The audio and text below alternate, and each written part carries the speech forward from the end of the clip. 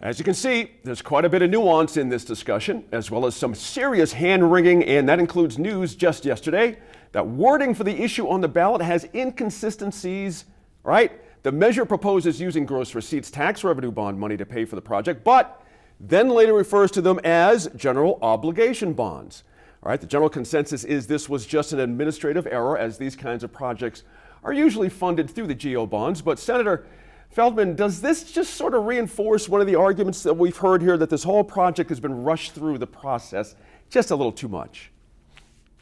Well, I think this was a mistake on the part of the county, who's in charge of the ballots, not the city. And the council and the mayor have been very clear that they don't have to put this measure up to the voters, but they are doing it because they want to, and they want to get public support and see what the level of public support is, and they're going to find out, I think, pretty quickly. So that I don't think that's going to have much of an effect there, and I think it would be only conspiracy theorists who think that this is somehow designed to influence it one way or another. Hey, Serge, as we all know, there's a major PR push from the city and the team to try and build support, as you might imagine. But did they not do their homework enough going into this to avoid some of the criticism and pushback that just seemed fairly avoidable? Oh my goodness. I mean, you don't ever want to pick a fight that you don't know you're going to win. And I've been astonished at seeing the numbers of people who don't support this, and despite all of the stuff that's been showing up in my mailbox, I don't know that that's moved the needle much one way or another. And the sort of the vagueness with which some of this is discussed, if we win, there'll be a community benefit agreement, but we're not going to say what that looks like, who's going to be at the table, right, how that's going to be approved or enforced. This is someone said, oh, I have this great idea, and then everyone said, yes, let's do this as quickly as possible. I mean, it's a terrible idea to start with, but the rollout to me has been, it seems like I said, lots and lots of money has been thrown at this without a whole lot of understanding of what people are going to respond to. And I've been pleased to see that there's a whole lot of resistance to this from the people of Albuquerque. Daniel, if when you think of another reason for opposition on this issue is trust or a lack thereof, many of the communities, you hear the feedback, feel they've been ignored for years or even decades. They're not exactly thrilled with being the reason they're finally being listened to now. How can a state and its leaders go about regaining trust during this process? Well, I think it's funny. I love Dee Dee, and Dee Dee and I have a great relationship. I love when she says, the mayor didn't have to do this. They're doing it just to find out. No, they're doing it because they'd have gotten their teeth kicked in if they didn't try to go to the voters for it. And I think they may be regretting going to the voters for it. Whenever you see the folks that live in Bareilles supporting on the same side as the Rio Grande Foundation, that's a real question about if you're on the right side of the issue. I think, the thing there's just been a lot of, Serge touched on this. There's been a lot of, and Dee Dee's talked about this, there's been a lot of questions raised, and then there's been a lot of, don't worry about it, we'll take care of you guys when it's done. Right. And I just don't think the people in New Mexico are believers of that, especially in the areas where they're talking about putting this. I mean, they say, hey, we're going to have these three or four areas.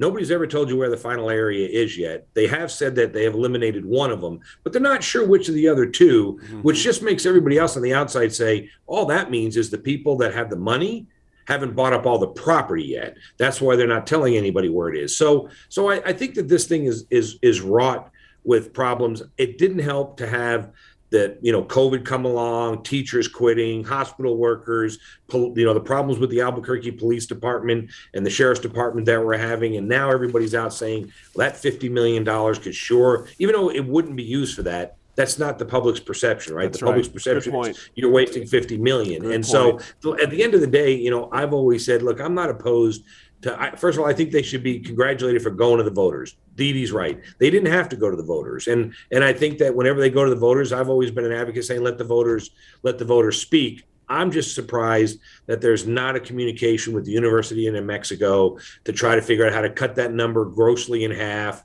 fix the soccer stadium up there. You got all the infrastructure, all the parking, everything's there. Yeah, but everyone's got a reason. Everyone's got a reason not to do that, and everyone's hung up on the fact this has to be a brand new stadium, which is going to be the most expensive stadium in the league, by the way, right here in Albuquerque. With one road in and one road out, right? Guys, you're going to go up and down Second Street to get in. You're going to displace. The other thing, which we've heard this talk before. I gotta get Serge here. Let me hold your thought on that. Serge, the news came out that the United team is spending a whole lot of PR money with a lot of firms out of state. And this didn't sit too well with a lot of people here because you have this team talking about New Mexico this, New Mexico that, Albuquerque this, Albuquerque that. But meanwhile, $300,000 plus went out the door to Ohio for TV commercials and stuff for the team. Does that stuff mean anything to people? Is it important, or how should we take that?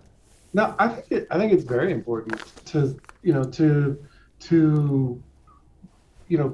not. This has just been tone deaf from the start, and this is tone deafer, right? To do that, and people, that money has been coming back. Like I said, in my mailbox, I'm getting something 2 or 3 times a day. So that's I've been paying. They've been paying someone in Ohio to send that money to me rather than someone local, and I think.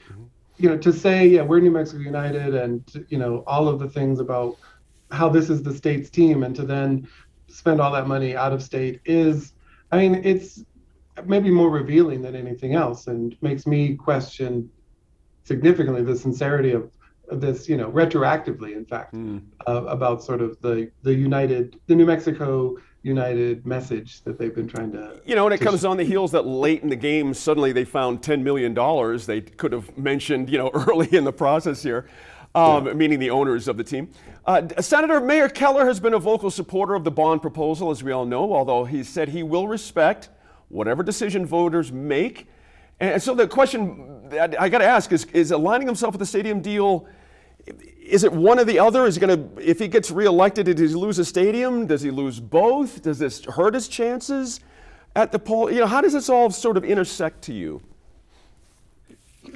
Well, first of all, I have to give a disclaimer, and that is that I'm a supporter of this stadium. Mm-hmm. And secondly, to answer your question, I don't think there's a perfect alignment there. I think that the mayor is doing this because he believes in it.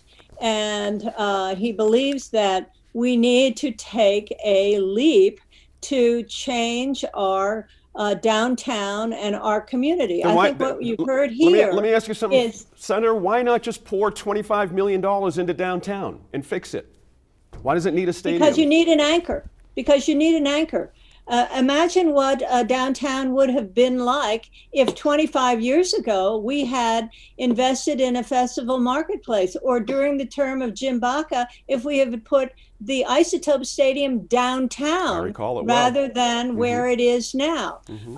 It's part of a package, and people distrust this kind of investment, but until we're willing to make that kind of investment, we're not going to go very far downtown. So, Gene, I think, in a disclaimer, I'm a season ticket holder, and I try to support the organizations. I think we do have an anchor tenant downtown right now. It's called crime, and I think until they figure out a way to address that, my office is downtown. I'm downtown every single day. I see, and it's getting more and more unsafe. Mm-hmm. And we, not to go off on a tangent, talking about the mental health and the stuff we've talked about ad nauseum on here. I think that it's just that people don't see it now. My prediction is that the mayor is tying himself to this, which is not a bad idea, right? He's looking like a guy who's letting the people make a choice, give a voice. 20 seconds, if you would. Give a voice. If this thing loses, I wouldn't be surprised to see either federal dollars or state dollars come in to try to make this happen, even if the voters say they don't want it to happen. Mm-hmm. The last thing I would say is all the people who are going to be displaced from down there, what are we going to do with them? You can't find an apartment to rent in New Mexico right now. Right. You can't find a house to buy for under $300,000 or $400,000, and I just think it's a tough time to be making a decision like this. We're going to continue to bring you new context on this issue leading up to Election Day on November 2nd. Next week, we'll hear from city councilors with their perspective on the bond proposal.